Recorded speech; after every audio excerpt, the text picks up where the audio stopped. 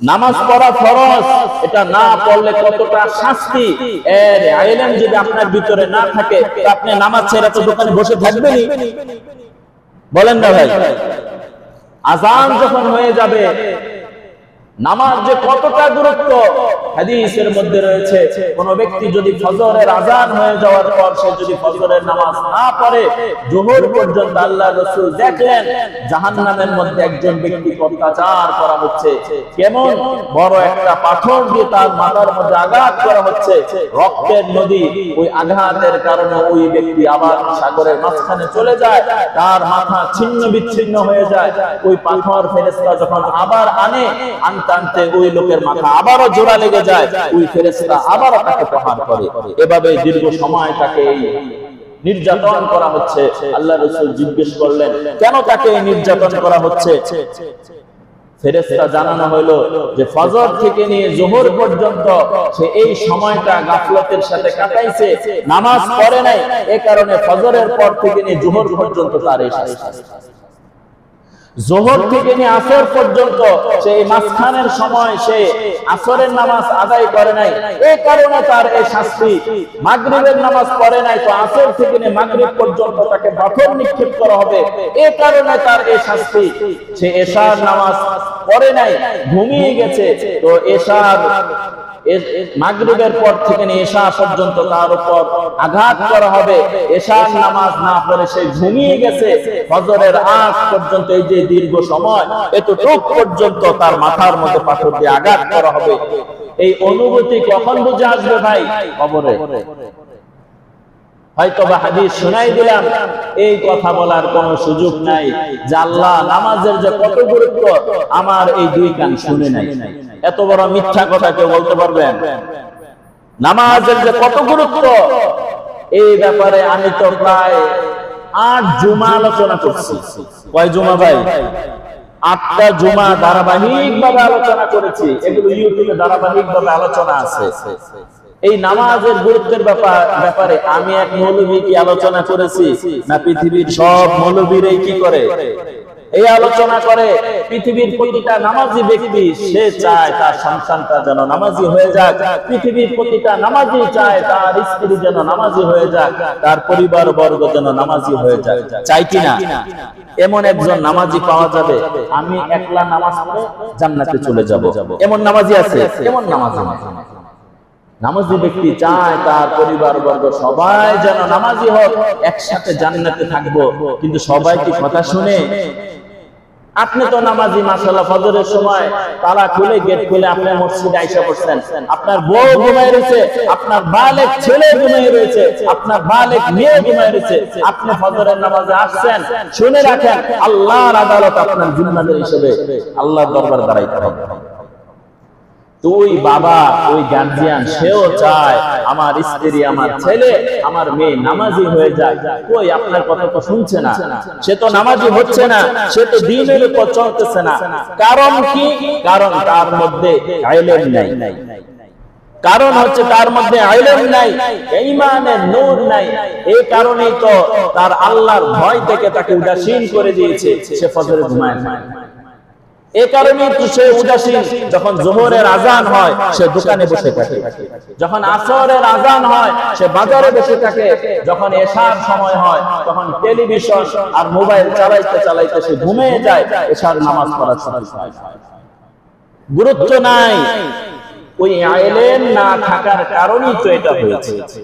তাহলে ইলমে দ্বীন, ফরজ পরিমাণে ইলম যদি আপনি না শিখেন, আল্লাহর আদালতে আপনি তো দাঁড়াবেন।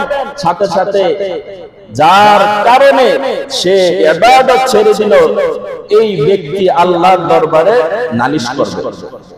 আমি খুতবার শুরুতে ওই একটা কোরআনের আয়াতে পড়েছি, ওই একটা আয়াতে পড়েছি, আলোচনার শেষে আয়াতের অনুবাদটা বললাম।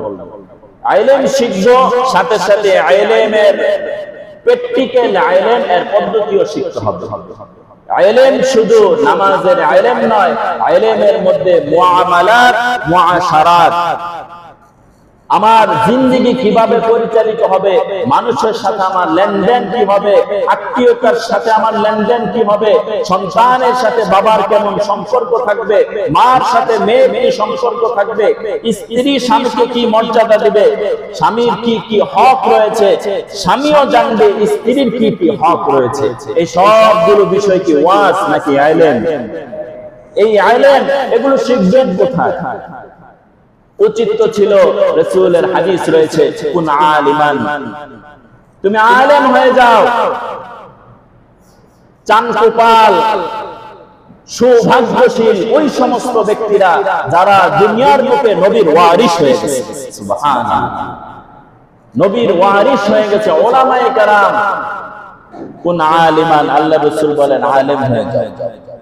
আও মুতাআল্লিমান, আলেম হতে পারো নাই, আলেমের ছাত্র হও, আলেমের ছাত্র হও। 3 নাম্বার, আলেমের ছাত্র হতে পারো নাই, অনেক ব্যস্ত, তো আল্লাহ রাসূল বলেন আও মুহিব্বান, আলেমকে ভালোবাসিকারী হও, আলেমকে মহব্বতকারী হও। আও মুস্তাঈনান, অথবা আলেমের কথা শ্রবণকারী হও, আলেমের কথা শ্রবণকারী হও, আলেমকে ডিঙ্গায় না। ফালা তাকুন খামিসান, আল্লাহ রাসূল বলেন 5 নাম্বারটা হইও না, এই 4টা বললাম। কুন আলিমান আও মুতাআল্লিমান আও মুহিব্বান আও মুঈনান, অন্য এক riwayat-এর মধ্যে আছে আও মুস্তামিআন। ফালা তাকুন খামিসান, 5 নাম্বারটা হইও না। ফালা তাহলুক, কোন ব্যক্তি যদি 5 নাম্বারটা হয় সে ধ্বংস, ধ্বংস। তাহলে দুনিয়ার বুকে যে আলেম হয়ে গেছে তার তো কপাল খুলে গেছে, যে আলেম হয়ে গেছে তার তো চান কপাল। আজকে দুনিয়ার বুকে অনেককে দেখা যায় বলে আমি শিক্ষিত না, কিন্তু আমার 5টা ছেলে MA pass, master degree pass, আমি মূর্খ মানুষ, কিন্তু আমার সন্তানগুলোকে আমি শিক্ষিত বানাইছি, বাবা গর্ব করে। আবার দুনিয়ার বুকে এমনও কিছু বাবা রয়েছে যে বাবা গর্ব করে বলে আমার 5টা সন্তান সবগুলোকে আমি কোরআনে হাফেজ বানিয়েছি, আমার 5টা সন্তানকে আমি আলেম বানিয়েছি। ওই বাবাকে অন্য গ্রহের লোক না আমাদের সমাজেরই মানুষ? যেই গর্ভ থেকে, যে মায়ের গর্ভ থেকে সন্তান বের হয়েছে, ওই মা কি অন্য জগতের লোক না, এই জগতেরই লোক। ওই মা কতই না ভাগ্যবান, যার গর্ভ থেকে যার সন্তান কোরআনে হাফেজ হয়েছে, ওই মার গর্ভটা সার্থক হয়েছে। আর ওই মার জন্য দুর্ভাগ্য, যিনি তার পেট থেকে সন্তান বের হয়েছে, ওই সন্তান সমাজের মধ্যে খুনি হয়েছে, ওই সন্তান সমাজের মধ্যে ডাকাত হয়েছে, ওই সন্তান সমাজের মধ্যে রাহাজানি খুন খারাপের মধ্যে লিপ্ত হয়েছে। এটা শুধু ওই ব্যক্তি ধ্বংস না, বরং সমাজ ধ্বংস। কি বলেন ভাই? সমাজ শুধু ধ্বংস হয়ে যায়, ব্যক্তি শুধু ধ্বংস হয়, সমাজ শুধু ধ্বংস হয়। আজকে সন্তান যদি নেক না হয়, সন্তান যদি খারাপ হয়, এর দুর্ভাগ্য কি সমাজ বাপ মা থেকেই তো শুরু হয়ে যায়। এখানে বাপ মার মধ্যে, ঘরের মধ্যে সীমাবদ্ধ থাকে না, বরং সমাজের মধ্যে এর প্রভাব পড়ে। কি বলেন ভাই? সমাজের মধ্যে সে প্রভাব পড়ে। এ কারণে বলতেছিলাম, ওই সন্তানকে যদি আলেম বানানো যায়, তাহলে ওয়ারাসাতুল আম্বিয়া, আম্বিয়ায়ে কেরামের ওয়ারিস হাদিসের মধ্যে রয়েছে, কিয়ামতের ময়দানে যারা সুপারিশ করবে অনেকগুলো স্তর রয়েছে, তার মধ্যে একটা স্তর হচ্ছে আলেম, তাকেও আল্লাহ তাআলা সুপারিশ করার যোগ্যতা দিয়ে দিয়েছেন। সুবহানাল্লাহ। আমি এক হাদিস শুনিয়েছি আপনাদেরকে, আল্লাহ রাসূল সাল্লাল্লাহু আলাইহি ওয়াসাল্লাম বলেন, মানুষ যখন ইন্তেকাল করে তখন তার আমলের স্তর বন্ধ হয়ে যায়। মানুষ যখন ইন্তেকাল করে তখন তার আমলনামা কি হয়ে যায়? বন্ধ হয়ে যায়। দুনিয়ার বুকে এখন জীবিত রয়েছেন, 100 বার সুবহানাল্লাহ বলার যোগ্যতা আপনার আছে। 100 বার সুবহানাল্লাহ বললে কি হবে? আল্লাহ তাআলা আপনার জিন্দেগীর সব গুনাহ মাফ করবেন।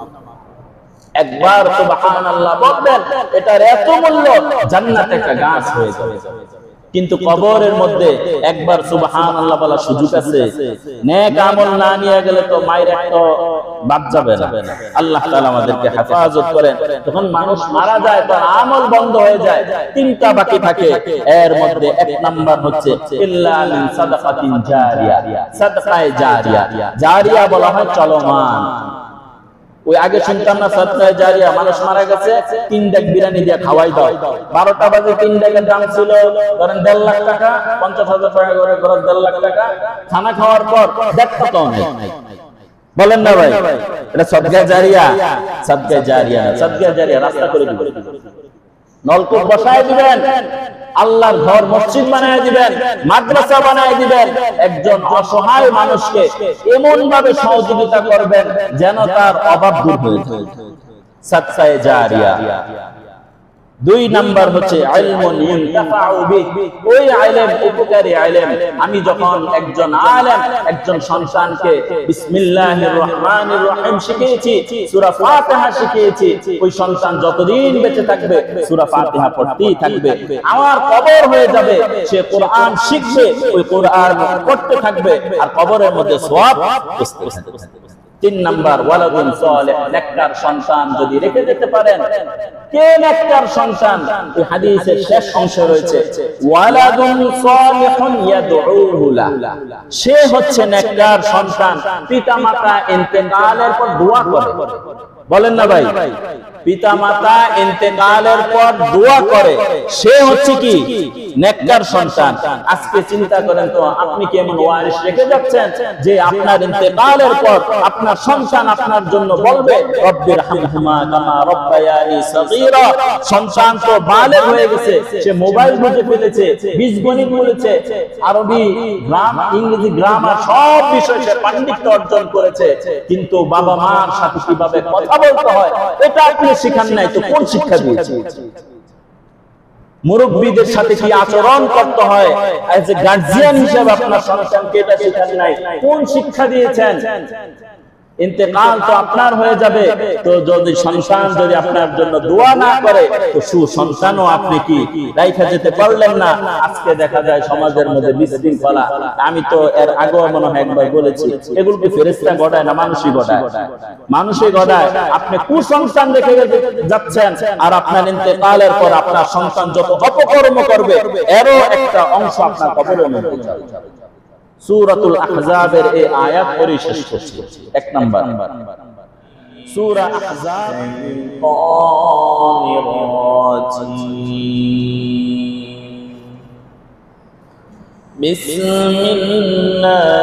বিসমিল্লাহির রাহমানির রাহিম।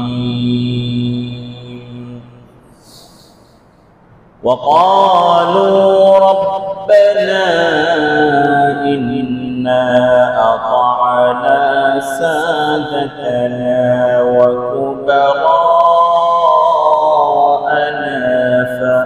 فأضلونا السبيلا ربنا آتهم ضعفين من العذاب والعنهم لعنا كبيرا. وقال النبي صلى الله عليه وسلم إذا مات الإنسان انقطع عنه عمله إلا من صدقة جارية أو علم ينتفع به أو ولد صالح يدعوه له رواه مسلم أو كما قال عليه الصلاة والسلام. وقال تعالى في شان حبيبه إن الله وملائكته يصلون على النبي يا أيها الذين آمنوا صلوا عليه وسلموا تسليما. اللهم صل على محمد وعلى آل محمد كما صليت على إبراهيم وعلى آل إبراهيم إنك حميد مجيد. আল্লাহুম্মা বারিক আলা মুহাম্মাদিন ওয়া আলা আলি মুহাম্মাদ কামা বারাকতা আলা إبراهيم وعلى آل إبراهيم إنك حميد مجيد الحمد لله الحمد لله الحمد لله সমস্ত প্রশংসা সে মহান রব্বুল আলামিনের দরবারে যে মহান মালিক অত্যন্ত দয়া করে মায়া করে ভালোবাসে আল্লাহ রব্বুল আলামিনের ঘরে পবিত্রময় দিন জুমার দিন জুমার সালাত আদায়ের লক্ষ্যে কোরআন এবং হাদিসের মজলিসে শুরুতে আসার বসার তৌফিক দান করেছেন সে মহান রব্বুল আলামিনের দরবারে জবান খুলে কালিমাতে শুকর করি আলহামদুলিল্লাহ। আল্লাহ তাআলার অত্যন্ত দয়া ও ইহসান যে মহান রব্বুল আলামিন আপনাকে আমাকে জান্নাতে যাওয়ার প্রধান যে হাতিয়ার যে কালিমা মুসলমান হওয়া ওই মুসলমানের দৌলত আল্লাহ তাআলা আমাদেরকে জন্মসূত্রেই দান করেছেন বলে আলহামদুলিল্লাহ। এই কালিমার জন্য যুগে যুগে মানুষের মেহনত, যুগে যুগে মানুষের কষ্ট, যুগে যুগে মানুষের এই কালিমার পিছনে রক্তদান, শহীদ হওয়া, অনেক কিছুর বিনিময় এই কালিমা আজকে প্রতিষ্ঠিত।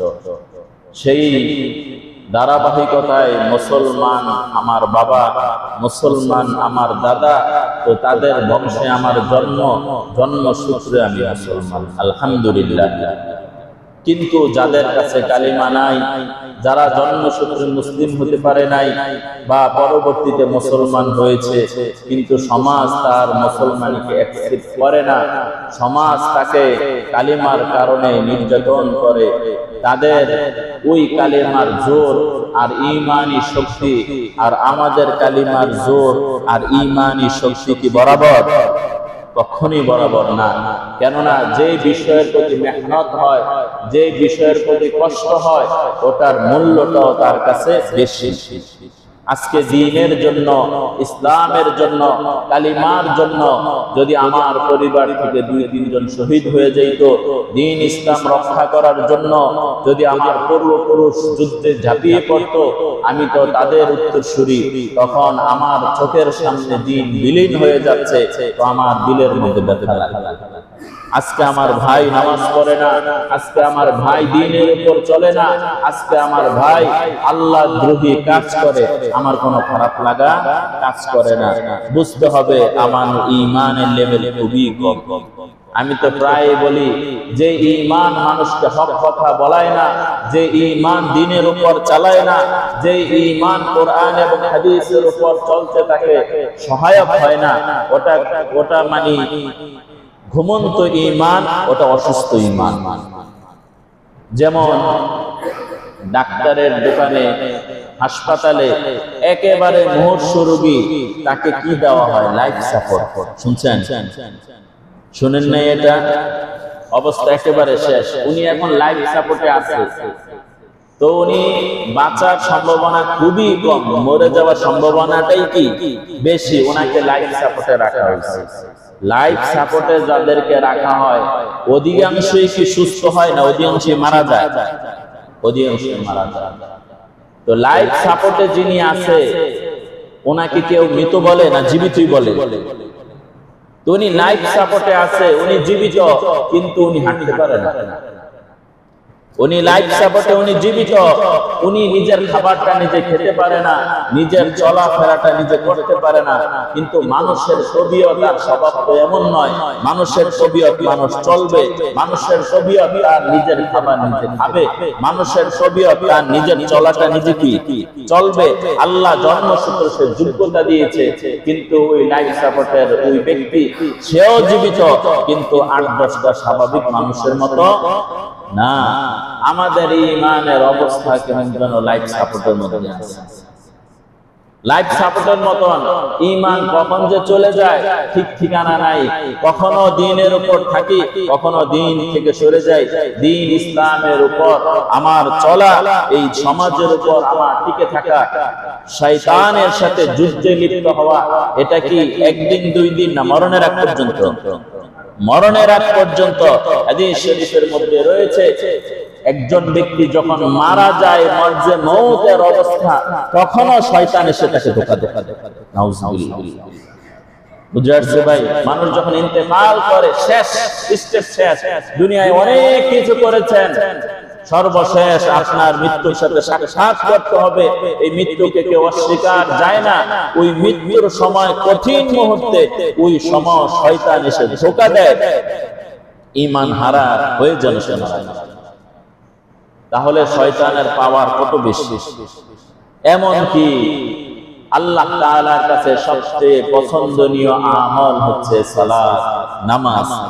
এই শয়তান কি নামাজের মধ্যেও কি দেয়? ধোঁকা দেয়। কি বলেন? নাকি খালি হুজুরে দেয়? আপনার আল্লাহওয়ালা মানুষ, আপনার করে কি দেয় না? ধোঁকা দেয় না? না, শয়তান নামাজও ধোঁকা দেয়, নামাজের মধ্যেও কি দেয়? ধোঁকা দেয়। তো এই শয়তানের সাথে মোকাবেলা করা, আমাদের এই সমাজ থেকে নিজের ঈমান আমলকে ধরে রাখার মহান এক মাধ্যম হচ্ছে ইলম অর্জন করা। মহান মাধ্যম কি? ইলম অর্জন করা।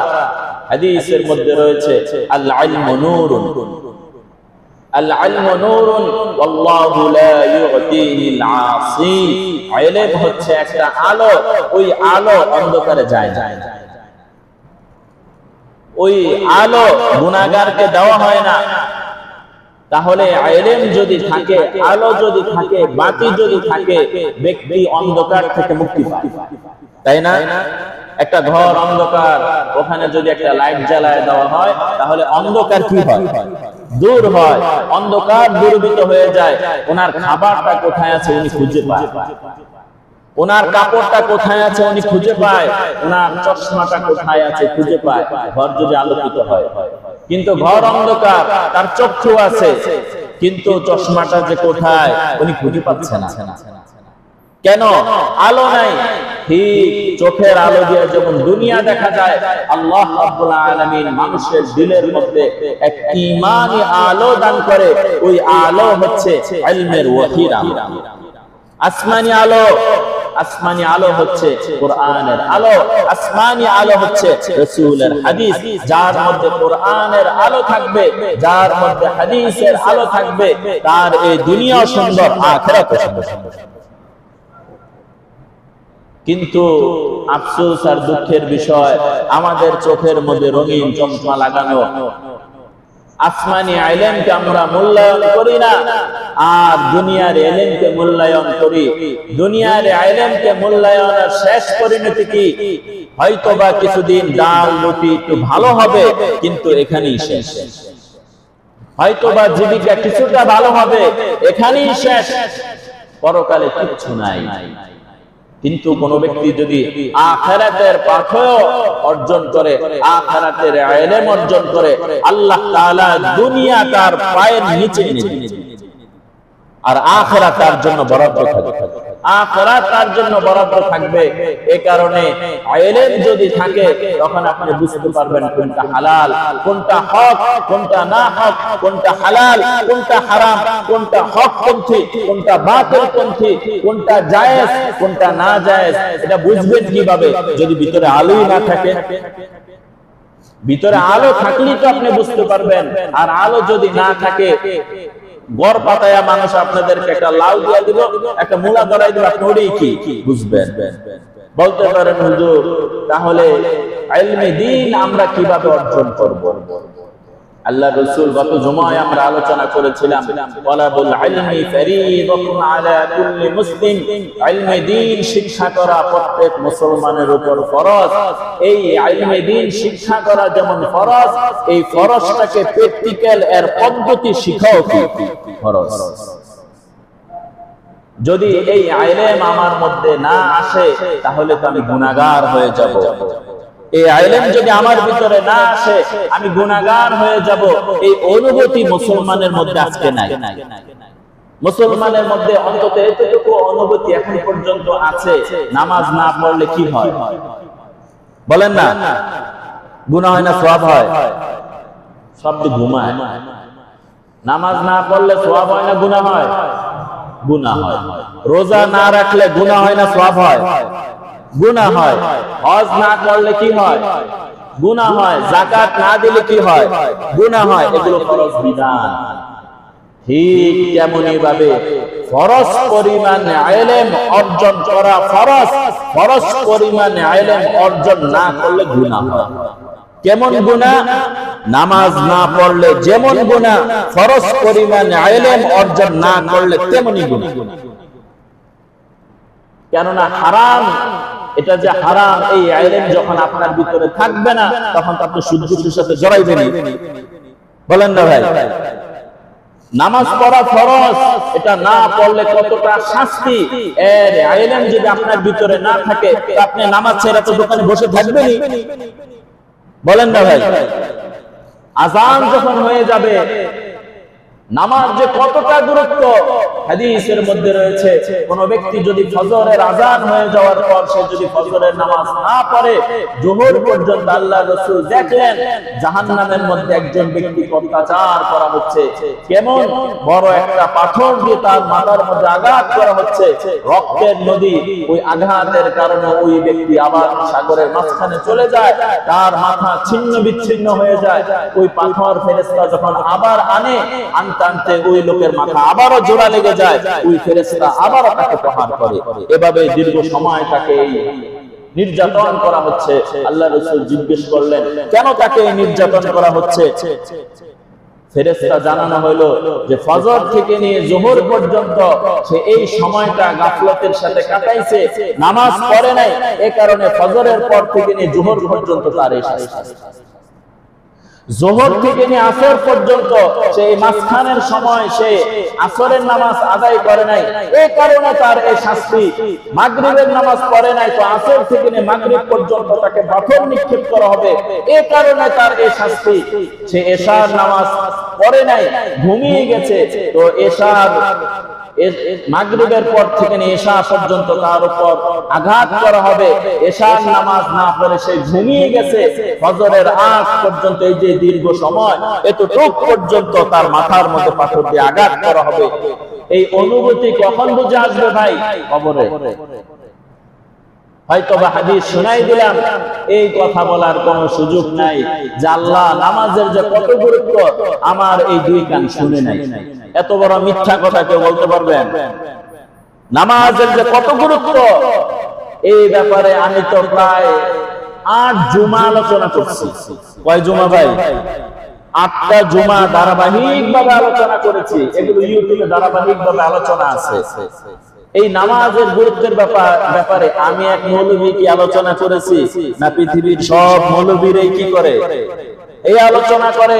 পৃথিবীর প্রতিটা নামাজি ব্যক্তি সে চায় তার সন্তানটা যেন নামাজি হয়ে যাক, পৃথিবীর প্রতিটা নামাজি চায় তার স্ত্রী যেন নামাজি হয়ে যাক, তার পরিবার বর্গ যেন নামাজি হয়ে যাক। চাই কিনা? এমন একজন নামাজি পাওয়া যাবে, আমি একলা নামাজ পড়ে জান্নাতে চলে যাব, এমন নামাজি আছে? এমন নামাজি ব্যক্তি চায় তার পরিবার বর্গ সবাই যেন নামাজি হোক, একসাথে জান্নাতে থাকবো। কিন্তু সবাই কি কথা শুনে? আপনি তো নামাজি, মাশাআল্লাহ, ফজরের সময় তালা খুলে গেট খুলে আপনি মসজিদে আইসা পড়ছেন, আপনার বউ ঘুমায় রয়েছে, আপনার বালেক ছেলে ঘুমায় রয়েছে, আপনার বালেক মেয়ে ঘুমায় রয়েছে, আপনি ফজরের নামাজে আসছেন। শুনে রাখেন, আল্লাহর আদালত আপনার জিম্মাদার হিসেবে আল্লাহর দরবার দাঁড়াইতে হবে। ওই বাবা, ওই গার্জিয়ান, সেও চায় আমার স্ত্রী, আমার ছেলে, আমার মেয়ে নামাজি হয়ে যায়। কই আপনার কথা তো শুনছে না, সে তো নামাজি হচ্ছে না, সে তো দ্বীনের উপর চলতেছে না। কারণ কি? কারণ তার মধ্যে ইলম নাই। কারণ হচ্ছে তার মধ্যে ইলম নাই, ঈমানের নূর নাই। এই কারণেই তো তার আল্লাহর ভয় থেকে তাকে উদাসীন করে দিয়েছে, সে ফজরে ঘুমায় না। এই কারণে তো সে উদাসীন। যখন যোহরের আযান হয় সে দোকানে বসে থাকে, যখন আসরের আযান হয় সে বাজারে বসে থাকে, যখন এশার সময় হয় তখন টেলিভিশন আর মোবাইল চালাইতে চালাইতে সে ঘুমিয়ে যায়। এশার নামাজ পড়ার সময় গুরুত্ব নাই। ওই ইলম না থাকার কারণেই তো এটা হয়েছে। তাহলে ইলমে দ্বীন, ফরজ পরিমাণে ইলম যদি আপনি না শিখেন, আল্লাহর আদালতে আপনি তো দাঁড়াবেন। সাথে সাথে যার কারণে সে ইবাদত ছেড়ে দিল, এই ব্যক্তি আল্লাহর দরবারে নালিশ করবে। আমি খুতবার শুরুতে ওই একটা কোরআনের আয়াতে পড়েছি, ওই একটা আয়াতে পড়েছি, আলোচনার শেষে আয়াতের অনুবাদটা বললাম। ইলম শিখব, সাথে সাথে ইলমের প্র্যাকটিক্যাল ইলম এর পদ্ধতিও শিখতে হবে। ইলম শুধু নামাজের ইলম নয়, ইলমের মধ্যে মুআমালাত, মুআশারাত, আমার জিন্দেগি কিভাবে পরিচালিত হবে, মানুষের সাথে আমার লেনদেন কি হবে, আত্মীয়তার সাথে আমার লেনদেন কি হবে, সন্তানের সাথে বাবার কেমন সম্পর্ক থাকবে, মার সাথে মেয়ের কি সম্পর্ক থাকবে, স্ত্রী স্বামীকে কি মর্যাদা দিবে, স্বামীর কি কি হক রয়েছে, স্বামীও জানবে স্ত্রীর কি কি হক রয়েছে। এই সবগুলো বিষয় কি ওয়াজ নাকি ইলম? এই ইলম এগুলো শিখবেন কোথায়? উচিত তো ছিল, রাসূলের হাদিস রয়েছে, কুন আলিমান, তুমি আলেম হয়ে যাও। চানকোপাল সৌভাগ্যশীল ওই সমস্ত ব্যক্তিরা যারা দুনিয়ার বুকে নবীর ওয়ারিস হয়ে গেছে, সুবহানাল্লাহ, নবীর ওয়ারিস হয়ে গেছে উলামায়ে কেরাম। কুন আলিমান, আল্লাহ রাসূল বলেন আলেম হয়ে যাও। আও মুতাআল্লিমান, আলেম হতে পারো নাই, আলেমের ছাত্র হও, আলেমের ছাত্র হও। 3 নাম্বার, আলেমের ছাত্র হতে পারো নাই, অনেক ব্যস্ত, তো আল্লাহ রাসূল বলেন আও মুহিব্বান, আলেমকে ভালোবাসিকারী হও, আলেমকে মহব্বতকারী হও। আও মুস্তাঈনান, অথবা আলেমের কথা শ্রবণকারী হও, আলেমের কথা শ্রবণকারী হও, আলেমকে ডিঙ্গায়ও না। ফালা তাকুন খামিসান, আল্লাহ রাসূল বলেন 5 নাম্বারটা হইও না। এই 4টা বললাম, কুন আলিমান আও মুতাআল্লিমান আও মুহিব্বান আও মুঈনান। অন্য এক riwayat-এর মধ্যে আছে আও মুস্তামিআন, ফালা তাকুন খামিসান, 5 নাম্বারটা হইও না। ফালা তাহলুক, কোন ব্যক্তি যদি 5 নাম্বারটা হয় সে ধ্বংস, ধ্বংস। তাহলে দুনিয়ার বুকে যে আলেম হয়ে গেছে তার তো কপাল খুলে গেছে, যে আলেম হয়ে গেছে তার তো চান কপাল। আজকে দুনিয়ার বুকে অনেককে দেখা যায় বলে আমি শিক্ষিত না, কিন্তু আমার 5টা ছেলে MA pass, master degree pass, আমি মূর্খ মানুষ, কিন্তু আমার সন্তানগুলোকে আমি শিক্ষিত বানাইছি, বাবা গর্ব করে। আবার দুনিয়ার বুকে এমনও কিছু বাবা রয়েছে যে বাবা গর্ব করে বলে আমার 5টা সন্তান সবগুলোকে আমি কোরআনে হাফেজ বানিয়েছি, আমার 5টা সন্তানকে আমি আলেম বানিয়েছি। ওই বাবাকে অন্য গ্রহের লোক না আমাদের সমাজেরই মানুষ? যেই গর্ভ থেকে, যে মায়ের গর্ভ থেকে সন্তান বের হয়েছে, ওই মা কি অন্য জগতের লোক না, এই জগতেরই লোক। ওই মা কতই না ভাগ্যবান, যার গর্ভ থেকে যার সন্তান কোরআনে হাফেজ হয়েছে, ওই মার গর্ভটা সার্থক হয়েছে। আর ওই মার জন্য দুর্ভাগ্য, যিনি তার পেট থেকে সন্তান বের হয়েছে, ওই সন্তান সমাজের মধ্যে খুনি হয়েছে, ওই সন্তান সমাজের মধ্যে ডাকাত হয়েছে, ওই সন্তান সমাজের মধ্যে রাহাজানি খুন খারাপের মধ্যে লিপ্ত হয়েছে। এটা শুধু ওই ব্যক্তি ধ্বংস না, বরং সমাজ ধ্বংস। কি বলেন ভাই? সমাজ শুধু ধ্বংস হয়ে যায়, ব্যক্তি শুধু ধ্বংস হয়, সমাজ শুধু ধ্বংস হয়। আজকে সন্তান যদি নেক না হয়, সন্তান যদি খারাপ হয়, এর দুর্ভাগ্য কি সমাজ বাপ মা থেকেই তো শুরু হয়ে যায়। এখানে বাপ মার মধ্যে, ঘরের মধ্যে সীমাবদ্ধ থাকে না, বরং সমাজের মধ্যে এর প্রভাব পড়ে। কি বলেন ভাই? সমাজের মধ্যে সে প্রভাব পড়ে। এ কারণে বলতেছিলাম, ওই সন্তানকে যদি আলেম বানানো যায়, তাহলে ওয়ারাসাতুল আম্বিয়া, আম্বিয়ায়ে কেরামের ওয়ারিস হাদিসের মধ্যে রয়েছে, কিয়ামতের ময়দানে যারা সুপারিশ করবে, অনেকগুলো স্তর রয়েছে, তার মধ্যে একটা স্তর হচ্ছে আলেম, তাকেও আল্লাহ তাআলা সুপারিশ করার যোগ্যতা দিয়ে দিবেন। সুবহানাল্লাহ, তারা সুপারিশ করে জান্নাতের মধ্যে নিয়ে যাবে। হাদিসের মধ্যে রয়েছে কিয়ামতের ময়দানে সকল মানুষ যখন পেরেশান, তখন আল্লাহ তাআলা একটা ঘোষণা করবেন। ঘোষণাটা শুনে আল্লাহ বলবেন, ইয়া মা'শারাল উলামা,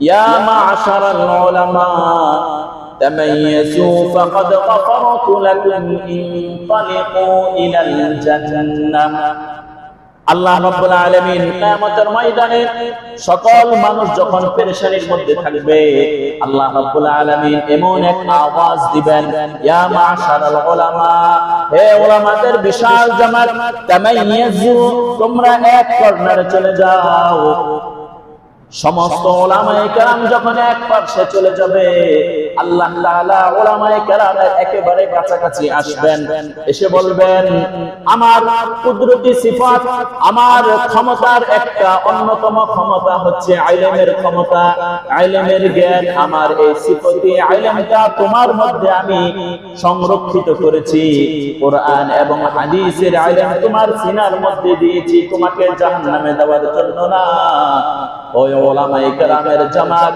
গফরতু লাকুম তুমি শুনে রাখো আজকে আমি রহমান ও রহিম আমি আমার আমানত তোমার মধ্যে আছে আমার কোরআন তোমার মধ্যে আছে সুতরাং আমি তোমাকে জাহান্নামে দিব না আজকে তোমাদেরকে সাধারণ ক্ষমা ঘোষণা করে দিলাম ইনতালিকু ইলাল জান্নাহ জান্নাতের দিকে অগ্রসর হয়ে যাও উলামায়ে কেরাম জান্নাতের দিকে অগ্রসর হবে সাথে সাথে রাসূলের ওই হাদিস অনুযায়ী দুনিয়ার বুকে আল্লাহর রাসূল বলেছেন আলেম হও অথবা আলেমের ছাত্র হও তখন আলেমের ছাত্র আলেমের কাছে যে বলবে ও আলেম সাহেব ও মৌলভী সাহেব ও কোরআনে হাফেজ দুনিয়ার বুকে আমি অনেক ব্যস্ত ছিলাম আপনার কাছে আমি কোরআন শিখেছি আপনার কাছে আমি ইলম শিখেছি আজকে আমি কঠিন বিপদের মধ্যে পড়ে রয়েছে ওই উলামায়ে কেরাম আলেম আল্লাহর কাছে সুপারিশ করবে আল্লাহ তাআলা তার সুপারিশ কবুল করে নিয়ে যাবে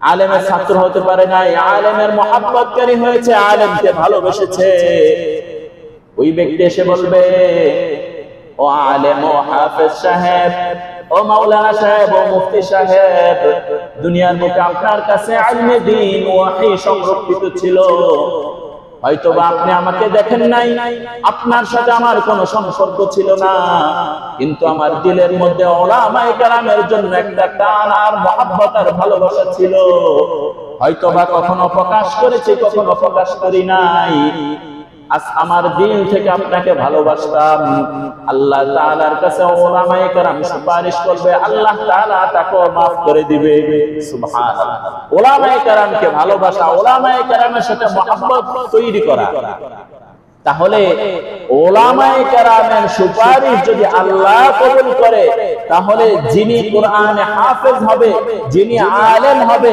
উনি কি তার বাপ মা যদি জাহান্নামের আসামি হয়ে যায় ওই বাপ মাকে সুপারিশ না করে কোন সন্তান কি জান্নাতে যাবে বলেন না ভাই কখনো জান্নাতে যাবে না আমি তো প্রায় অনেক সময় বলি আপনাকে প্লেনের টিকিট দুইটা দেওয়া হয়েছে একটা আপনি যাবেন আরেকটা হচ্ছে আপনার নিকটের একজনকে নিয়ে যাবেন ওই ব্যক্তি চিন্তা করবে কারে নেওয়া যায় ওই বরিশাল থেকে এক লোক তাইনা নিয়ে আসবো না তার মহব্বতের সবচেয়ে আপন যিনি তাকেই নিবে আপন যিনি তাকেই নিবে এই কারণে উলামায়ে কেরামের সাথে সম্পর্ক কার বেশি সম্পর্ক উলামায়ে কেরামের সাথে সম্পর্ক হচ্ছে তার বাবার আর মা বলেন না আমার বাবার জন্য আপনার বেশি মায়া লাগবে না আমার লাগবে বলেন না আমার মার জন্য ভালোবাসা আর মহব্বত আপনার লাগবে না আমার লাগবে সুতরাং আপনার জন্য বেশি মায়া মহব্বত ইমাম সাহেবের লাগবে না আপনি মা আপনার জন্য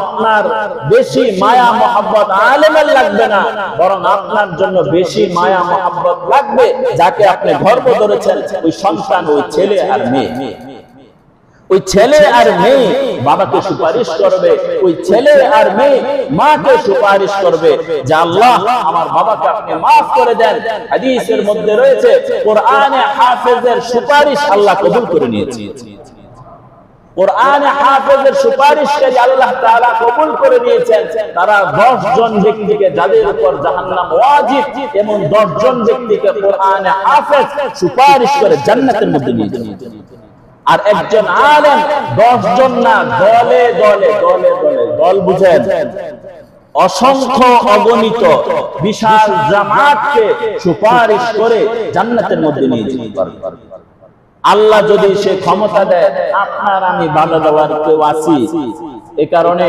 আলেম হওয়া, আলেমের বাবা হন, আলেমের মা হন, জান্নাতে আপনার সম্মান আল্লাহ তাআলা উঁচা করে দিবেন। আর যদি আলেম না থাকে, হয়তো অনেকে বিভিন্ন ভাবে ইলম অর্জন করেন, কিন্তু ইলমের পদ্ধতি যদি শিক্ষা না থাকে, আপনার সন্তানকে পাক নাপাক শিখাইলেন না, ফরজ শিখাইলেন না, ওয়াজিব শিখাইলেন না, সুন্নাহ শিখাইলেন না, কিছুই শিখাইলেন না, এক পর্যায়ে ওই সন্তান যখন বড় হবে তখন সে বাবার মুখের উপর কথা বলবে। ওই সন্তান যখন বড় হয়ে যাবে মায়ের মুখের উপর কথা বলবে, বেয়াদবি করবে, তখন বুড়া বয়সে আইসা কাঁদবেন, হুজুর আমার ছেলের লাগি একটু দোয়া করেন, একটা কথাও শুনেন না। ওই হুজুরের দোয়া আর তাবিজ কোনো কাজ হবে না, আপনার সন্তান নষ্ট হওয়ার জন্য আপনি নিজেই দায়ী। এ কারণে এর বাস্তব নমুনা তো আমাদের চোখের সামনে। এমন অনেক ঘটনা আমাদের কানে আসে, ছেলে ইঞ্জিনিয়ার, ছেলে কি ইঞ্জিনিয়ার, ছেলে ডাক্তার, ছেলে উকিল, ছেলে লন্ডন থাকে, আমেরিকা থাকে, আর বাপ আর মা বৃদ্ধাশ্রমে আছে। বাপ আর মা বৃদ্ধাশ্রমে, আর সন্তান শিক্ষায় অনেক উচ্চ লেভেলের শিক্ষিত। আজকে ওই শিক্ষা এটা শিখাইতে পারে নাই যে তোমার মার মর্যাদা কি, তোমার বাবার মর্যাদাটা কি। এই সন্তান কি মায়ের পেট থেকে শিক্ষিত হয়ে বের হয়? জিম্মাদারি কার? ওই বাবার, ওই মার। তো বাপ মা যদি সন্তানকে ওইভাবে গাইডলাইন না করেন, শেষ বয়সে এসে মাথা চাপড়াবেন, কোনো লাভ হবে না। ওই তাবিজ দিয়া কোনো লাভ হবে না, ওই হুজুরের কাছে যায় কোনো লাভ হবে না, যদি নিজে সংশোধন না হয়। আর যদি নিজে ঠিক হইতে পারি, তাহলে এই দুনিয়া সুখ, আখিরাতেও সুখ। বলতে পারেন আলেম হইলে তো ওই ইমামতি করব, কয় টাকা আর পাইব, বলে কিনা? হুজুর হইলে তো না খায় মরে যাইব। আমাদেরকে যারা মহব্বত করে দাওয়াত দেয়, এখন তো খানা একেবারে নাই, 5 পদ 10 পদের খাবার জোর করে খালি খাওয়ায়, নেন হুজুরে নেন, এটা নেন। এই যে খাওয়া, এই যে মহব্বত, এই যে ভালোবাসা, হুজুর কি আপনার কাছে চাইছে জীবনে? বলেন না, আপনার কাছে চাইছে? চাই নাই। এই যে ভালোবাসা আর মহব্বত, একজন আলেমের ভালোবাসা আর মহব্বত দুনিয়ার বুকে কম না বেশি? দুনিয়ার প্রত্যেক মানুষ যদি একজন হক্কানি ওলামায়ে কেরামকে যদি পৃথিবীর সমস্ত ব্যক্তি যদি খারাপ কয়, সমস্ত মিডিয়া যদি তাকে খারাপ কয়, হয়তোবা বিভিন্ন কারণবশত মুখে খারাপ কয়, কিন্তু অন্তরে ওলামায়ে কেরামের ভালোবাসাটা দিলের মধ্যে আছে। সবাই খারাপ ভাবে উপস্থাপন করতেছে, লোকটা খারাপ, লোকটা খারাপ, ওই হুজুর খারাপ, ওই হুজুর খারাপ, ওই হুজুর খারাপ। হয়তো বা কারণবশত আপনি খারাপ বলেন, কিন্তু দিলের মধ্যে ওই হুজুরের জন্য মায়া কাজ করে কিনা? মায়া কাজ করে। আপনারা টাকা দিয়েছে হুজুরের জীবনে, হুজুর তো আপনার জীবনে টাকা দেয় নাই, তো হুজুরের লাগে এত মায়া কেন? ওই মায়া আল্লাহ তাআলা সৃষ্টি করেছে। হুজুররা না খায় মরে না, তো হুজুররা, হুজুরদের রিজিকের ব্যবস্থা আল্লাহ করে দেয়। বলতে পারেন যে একটা পাখি ক্ষুধার্ত ফজরের পর ঘর থেকে বের হয় খালি পেটে, সন্ধ্যাবেলায় যখন তার আপন নিরে ফিরে আসে, তখন কি তার পেটটা ভরে আসে না? বলেন তো, এই পাখিটা কি আশরাফুল মাখলুকাত? এই পাখিটা কি কোরআনে হাফেজ, একজন আলেম, সে জিকিরকারী, সে নামাজ পড়েছে, রোজা রেখেছে, কিছুই তো করে নাই। একটা পাখিকে যদি আল্লাহ রিজিক দিতে পারে, তাহলে একজন আশরাফুল মাখলুকাত, সৃষ্টির মধ্যে শ্রেষ্ঠ মানুষ, এর উপর হচ্ছে ওহী ইলম তার মধ্যে রয়েছে, আল্লাহ তাকে না খাওয়া মারবে? কখনোই আল্লাহ তাআলা তাকে না খাওয়া মারবে না। একজন আলেম, তার বয়স যখন আস্তে আস্তে বাড়তে থাকে, আল্লাহ তাআলা তার মর্যাদাও বাড়াইতে থাকে। এর বাস্তব প্র্যাকটিক্যাল তো আমাদের চোখের সামনে। একজন আলেম যখন বয়স বাড়ে, তখন তার মর্যাদাও আস্তে আস্তে বাড়ে। আর একজন জেনারেল শিক্ষিত, যখন সে আস্তে আস্তে তার বয়স বাড়ে, তখন তার মূল্য আস্তে আস্তে কমতে থাকে। আপনি একজন বড় উকিল, কোটি টাকার মালিক, আপনি যতদিন চলাফেরা করতেছেন, যতদিন আপনার টাকা আছে, যতদিন আপনার ক্ষমতা আছে, ওই সমাজে আর ওই ঘরে আপনার মূল্য আছে। যখন থেকে আপনার উপার্জন বন্ধ, যখন থেকে আপনি বিছনায় পড়ে যাবেন, ওই নেতা, ওই কর্মী আর কোনো খোঁজ খবর নাই। ওই কর্মী, ওই নেতার আর কোনো সম্পর্ক নাই। ওই আত্মীয় স্বজন যারা সবসময় আগে ভিড় লেগে থাকতো, তারা আজকে কোনো খোঁজ খবর নিতেছে না। বিছনায় পড়ে রয়েছে যে জীবন সঙ্গিনী স্ত্রী, আপনার জন্য সে জানও দিতে পারে। যখন আপনি বিছনায় পায়খানা পেশাব করবেন, তখন সেও আপনার থেকে দূরে সরে যাবে। আপনার মূল্য আস্তে আস্তে কমতে থাকবে। আর ওলামায়ে কেরামের বয়স যখন আস্তে আস্তে বাড়ে, তখন আল্লাহ তাআলা তাদের মর্যাদা আরো বাড়ায় দেয়। একজন আলেম, বয়োবৃদ্ধ আলেম, তার জুতা নেওয়ার লাগা হাজার হাজার মানুষ দৌড়ায়। কি বলেন? আল্লামা আহমদ শফী, ওনার বয়স যখন 104 বছর, এক বক্তব্য শুনেছি, উনি বলেন, হেলিকপ্টার আমার কাছে রিকশার মতো। হেলিকপ্টার যায়, ওখানে ওয়েটিং এ থাকে, হুজুরের সময় হয় না যাওয়া, অনেক প্রোগ্রাম, শরীর স্বাস্থ্যতে দেয় না। হেলিকপ্টার আমাদের মতো, আমার কাছে কি রিকশার মতো। আর এমন অনেক মানুষ রয়েছে, হেলিকপ্টারে ওঠা তার স্বপ্ন, জিন্দেগি শেষ হয়ে গেছে, হেলিকপ্টারে ওঠার ভাগ্য কি তার হয় নাই। আর ওনার কাছে হেলিকপ্টার কি হয়ে গেছে, রিকশার মতো হয়ে গেছে। আজকে একটা ইয়া দেখলাম, একজন ইসলামিক স্কলার, নাম হচ্ছে আল্লামা জুনায়েদ আল হাবিব, ওই লাঠি হাতে নিয়ে বক্তব্য দেন। উনি দীর্ঘদিন পর ইংল্যান্ডে গেছে, ইংল্যান্ডে সফরে গেছে। যাওয়ার পর ওনাকে এয়ারপোর্ট থেকে যে সম্বর্ধনা, যে স্বাগত জানানো হয়েছে, বিশাল এক রাজকীয় সংবর্ধনা। এটা কিসের বরকতে? কোরআনের বরকতে। ওলামায়ে কেরাম বয়স বাড়ার সাথে সাথে তার মর্যাদাও কি থাকে, বাড়তে থাকে। আর ওলামায়ে কেরামের সুহবতে যারা থাকে, ওলামায়ে কেরামের সাথে মিশে যারা থাকে, আল্লাহ এই সমাজও তাদের মর্যাদা কি করে বাড়ায় দেয়। আর ওলামায়ে কেরামের সাথে বিদ্বেষ পোষণ যারা করে, এরা দুনিয়ার মধ্যে হয়তো বা কিছু মানুষের প্রশংসা কুড়ায়, তার অধিকাংশ মানুষের মনের মধ্যে তারা কষ্ট দিয়ে থাকে, আর পরকালে তারা কিছু পায় না।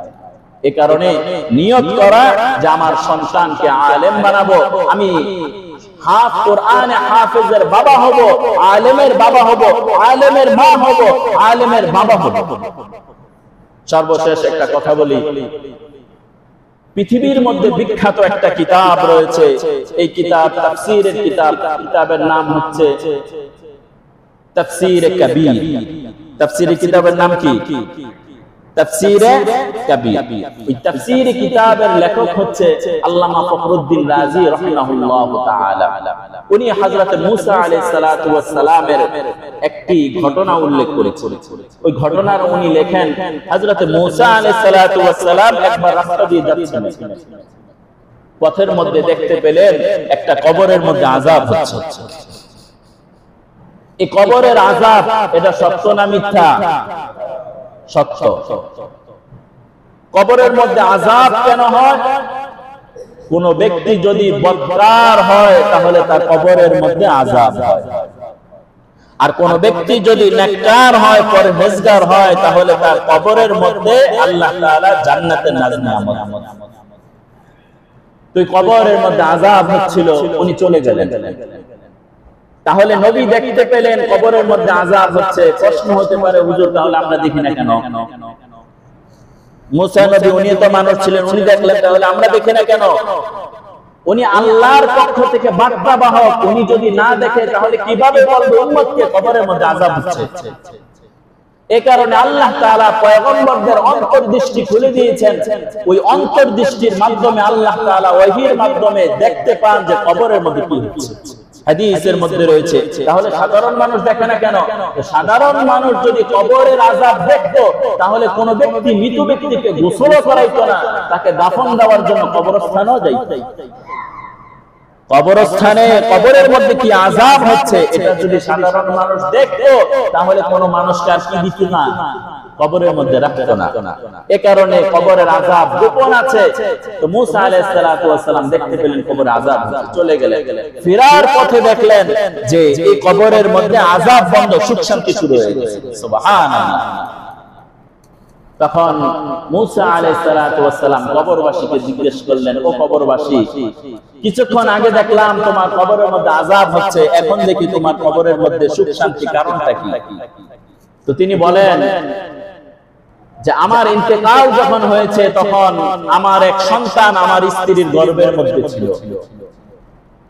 আমার ইন্তেকালের পর ওই সন্তান যখন দুনিয়ার বুকে এসেছে, যখন কিছুটা বড় হয়েছে, তখন যখন পড়ার উপযুক্ত হয়েছে, তখন এক মুক্তবে আমার সন্তানকে নিয়ে যাওয়া হয়েছে। তার মা তার সন্তানকে নিয়ে গেছে মাদ্রাসায়। নেওয়ার পর সর্বপ্রথম উস্তাদ তাকে যে সবকটা দিয়েছে, সেই সবকটা হচ্ছে বিসমিল্লাহির রহমানির রহিম। বলেন বিসমিল্লাহির রহমানির রহিম। এই সবক দিয়েছে। এই সবক দেওয়ার সাথে সাথে আল্লাহ তাআলা ওই জাহান্নামের ফেরেশতাকে বললেন, জাহান্নামের আযাব বন্ধ করো। ফেরেশতারা বললেন যে কেন জাহান্নামের আযাব বন্ধ করব? তো জাহান্নামের আসামি, আযাব বন্ধ করব কেন? আল্লাহ তাআলা বলেন, উনি এমন এক ওয়ারিস রেখে এসেছে, উনি এমন এক সন্তান রেখে এসেছে, ওই সন্তান যখন পড়ার উপযুক্ত হয়েছে, মুক্তবে নেওয়ার পর উস্তাদজি তাকে প্রথম সবক দিয়েছে বিসমিল্লাহির রহমানির রহিম। পড়ো তুমি ওই প্রভুর নামে যিনি রহমান আর রহিম। সুতরাং আমি রহমান আর রহিম, ওই সন্তানের বাবাকে আমি কবরের আযাব দিব, আমি তার রহমান আর রহিমের সিফাত ঠিক থাকে না। আমি আমার রহমান আর রহিমের সিফাত ঠিক রাখার জন্য আমি আমার বান্দাকে মাফ করব। কি শিখেছে?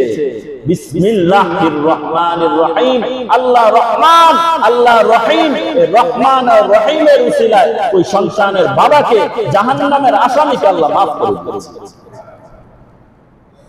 সুতরাং এই যদি হয় এতটুকুর ফজিলত, বাকি বিশাল তো আলোচনা পড়ে রয়েছে। এই কারণে আমি এক হাদিস শুনিয়েছি আপনাদেরকে। আল্লাহ রাসূল সাল্লাল্লাহু আলাইহি ওয়াসাল্লাম বলেন, মানুষ যখন ইন্তেকাল করে তখন তার আমলের স্তর বন্ধ হয়ে যায়। মানুষ যখন ইন্তেকাল করে তখন তার আমলনামা কি হয়ে যায়? বন্ধ হয়ে যায়। দুনিয়ার বুকে এখন জীবিত রয়েছেন, 100 বার সুবহানাল্লাহ বলার যোগ্যতা আপনার আছে। 100 বার সুবহানাল্লাহ বললে কি হবে? আল্লাহ তাআলা আপনার জিন্দেগীর সব গুনাহ মাফ করবেন। একবার সুবহানাল্লাহ বলবেন, এটার এত মূল্য জান্নাতে একটা গাছ হয়ে যাবে। কিন্তু কবরের মধ্যে একবার সুবহানাল্লাহ বলার সুযোগ আছে। নেক আমল না নিয়ে গেলে তো মায়ের একটা বাদ যাবে না। আল্লাহ তাআলা আমাদেরকে হেফাজত করেন। যখন মানুষ মারা যায় তার আমল বন্ধ হয়ে যায়, তিনটা বাকি থাকে। এর মধ্যে এক নাম্বার হচ্ছে ইল্লা মিন সাদাকাতিন জারিয়া। সাদকায়ে জারিয়া, জারিয়া বলা হয় চলমান। ওই আগে শুনতাম না সাদকায়ে জারিয়া, মানুষ মারা গেছে 3 ডেক বিরিয়ানি দিয়ে খাওয়াই দাও। 12টা বাজে 3 ডেকের দাম ছিল ধরেন 1.5 লাখ টাকা, 50,000 টাকা করে খরচ, 1.5 লাখ টাকা। খানা খাওয়ার পর দেখতে তো নাই। বলেন না ভাই, এটা সাদকায়ে জারিয়া? সাদকায়ে জারিয়া না, সাদকায়ে জারিয়া রাস্তা করে দিবেন, নলকূপ বসায় দিবেন, আল্লাহর ঘর মসজিদ বানায় দিবেন, মাদ্রাসা বানায় দিবেন। একজন অসহায় মানুষকে এমন ভাবে সহযোগিতা করবেন যেন তার অভাব দূর হয়ে যায়। সাদকায়ে জারিয়া।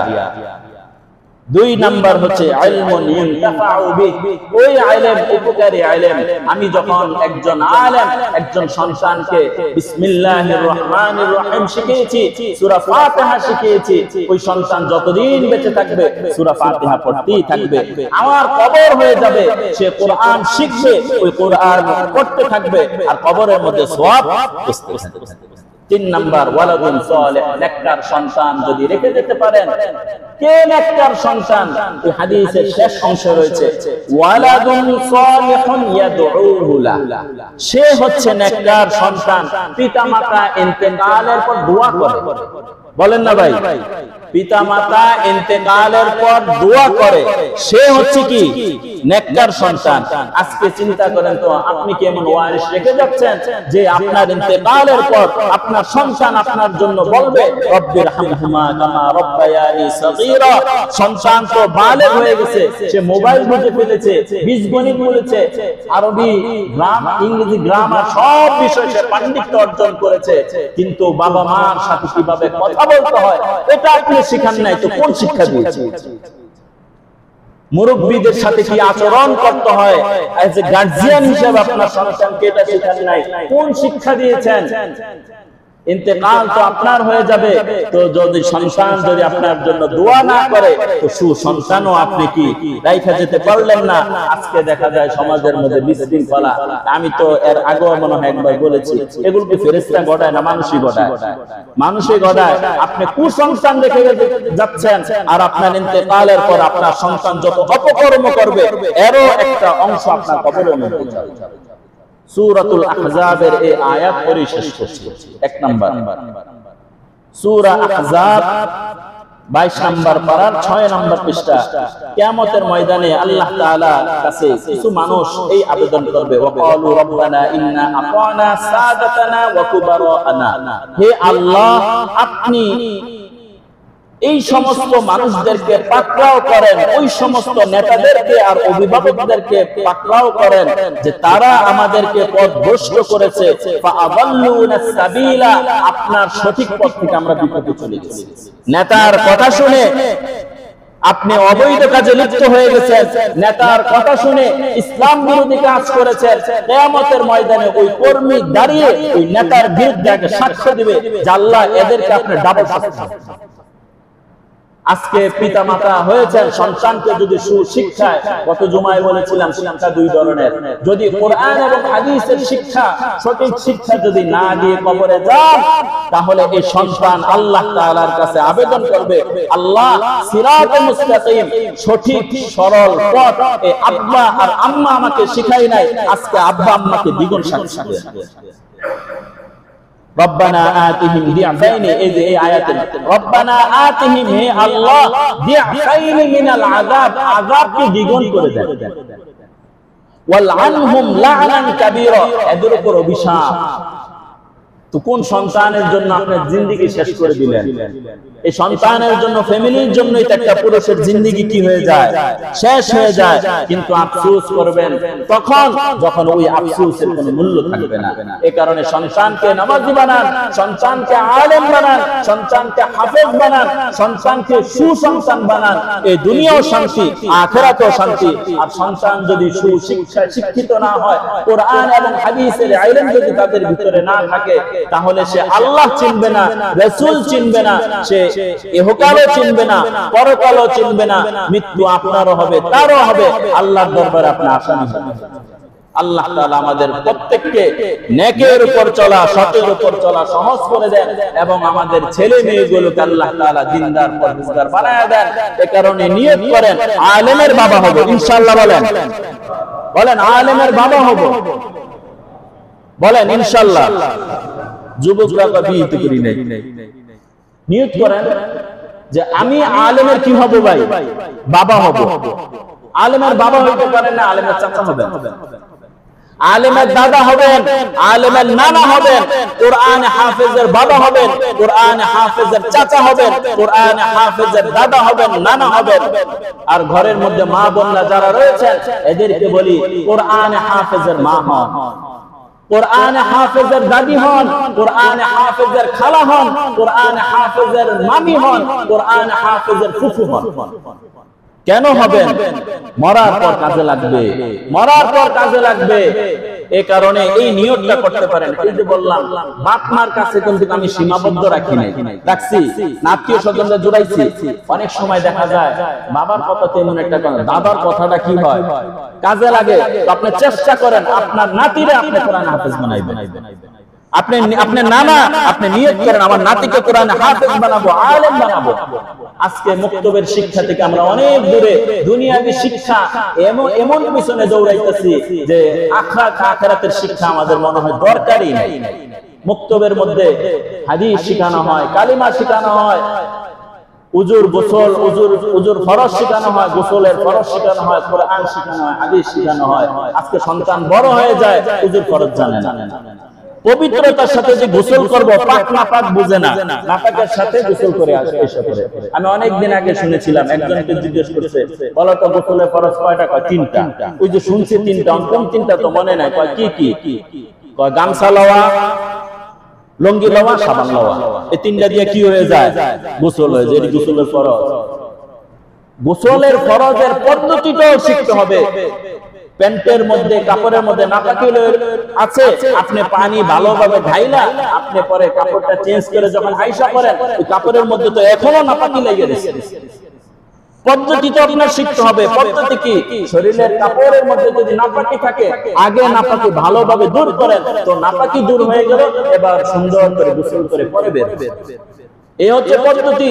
এগুলো শেখানো হয় মাদ্রাসায়, এগুলো শেখানো হয় মক্তবে। এখান থেকে আমরা অনেক দূরে সরে আমরা জাগতিক শিক্ষায় শিক্ষিত হচ্ছি।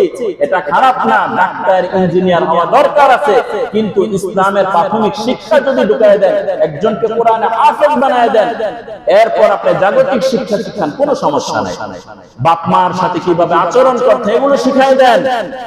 কোরআনে আপনারা শুনছেন না, পিতা মাতার সাথে নম্রতার সাথে কথা বলো, এটা কোরআনে আছে তো। এবং বাপ মা যখন ইন্তেকাল করবে তখন তুমি এটা বলো, রব্বির হামহুমা কামা রব্বায়ানি সগীরা, এগুলো তো কোরআনে আছে। আপনি নিজেও শিখলেন না, সন্তানকেও শিখাইলেন না, পরে দেখা যাবে দাদা বাবা নাতি সব এক জায়গায়। আল্লাহ তাআলা আমাদেরকে হেফাজত করেন, আল্লাহ তাআলা আমাদেরকে দ্বীনের উপর চলা সহজ করে দেন। আমিন ওয়া আখির দাওয়ানা আলহামদুলিল্লাহ।